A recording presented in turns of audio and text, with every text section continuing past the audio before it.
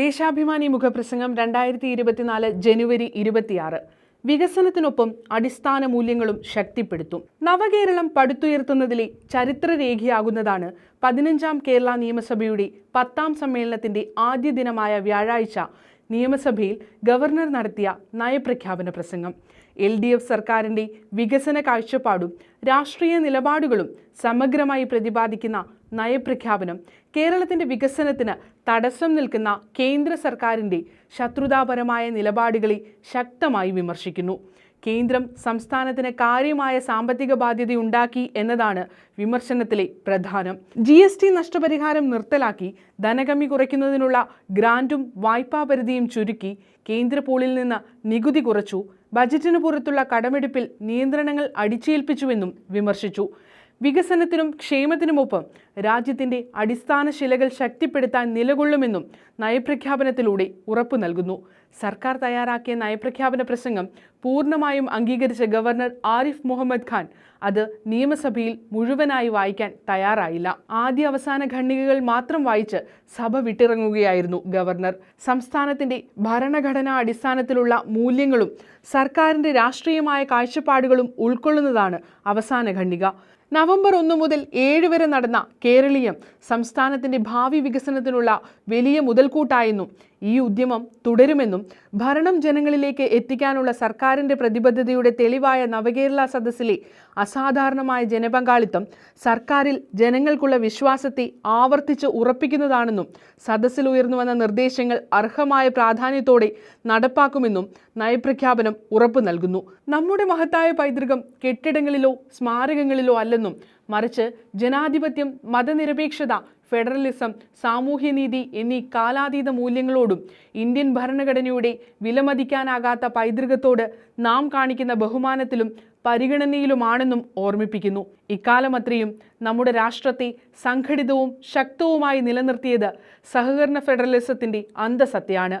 ഈ അന്തസത്തയ്ക്ക് ശോഷണം സംഭവിക്കുന്നില്ലെന്ന് ഉറപ്പാക്കേണ്ടത് നമ്മുടെ ബാധ്യതയാണ്. വൈവിധ്യവും വർണ്ണാഭവുമായ ഈ രാഷ്ട്രത്തിൻ്റെ ഭാഗമെന്ന നിലയിൽ നാം ഒരുമിച്ച് നമ്മുടെ പന്ഥാവിലുള്ള എല്ലാ വെല്ലുവിളികളെയും അതിജീവിച്ചുകൊണ്ട് സമഗ്രമായ വളർച്ചയുടെയും ഉത്തരവാദിത്തമുള്ള പ്രതിരോധശേഷിയുടെയും വർണ്ണകമ്പളം നെയ്തെടുക്കുമെന്നും പ്രഖ്യാപിക്കുന്നു.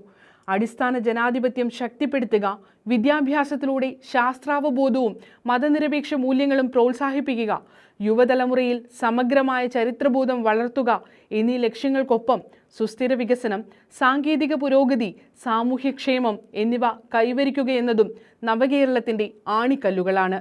കേരളത്തിലെ ജനങ്ങളുടെ കൂട്ടായ പരിശ്രമവും അവരുടെ സ്വപ്നങ്ങളും പ്രതീക്ഷകളും സർക്കാരിൽ അവർക്കുള്ള അടിയുറച്ച വിശ്വാസവും ഒരുമിപ്പിച്ച് വികസന യാത്ര തുടരും. പാർപ്പിടം, പൊതുവിതരണ സമ്പ്രദായം, സാമൂഹ്യ സുരക്ഷാ പെൻഷൻ എന്നിവയിലെ തുല്യതയും ആദിവാസികൾ, ഭിന്നശേഷിക്കാർ, പ്രായമായവർ തുടങ്ങി ദുർബല വിഭാഗങ്ങളെ ചേർത്തു പിടിക്കുന്നതോടൊപ്പം റോഡ്, കെട്ടിടങ്ങൾ, ഡിജിറ്റൽ അടിസ്ഥാന സൗകര്യങ്ങൾ ഒരുക്കിയും വിദ്യാഭ്യാസം, ആരോഗ്യം, നൈപുണ്യം എന്നിവയിലൂടെ മികവ് ഉറപ്പാക്കിയും ഉന്നമനത്തിൻ്റെ പാതയിലൂടെയാണ് കേരളം കടന്നുപോകുന്നത്. കാർഷിക വ്യവസായ മേഖലകളുടെ വളർച്ച പ്രോത്സാഹിപ്പിക്കുന്നതിന് നൂതനങ്ങളായ നിരവധി പദ്ധതികൾക്ക് തുടക്കമിട്ടു. സ്റ്റാർട്ടപ്പ്, IT അനുബന്ധം, നൂതന സാങ്കേതികവിദ്യ അടിസ്ഥാനമാക്കിയുള്ള വ്യവസായ സംരംഭങ്ങളെയും പരിപോഷിപ്പിക്കും.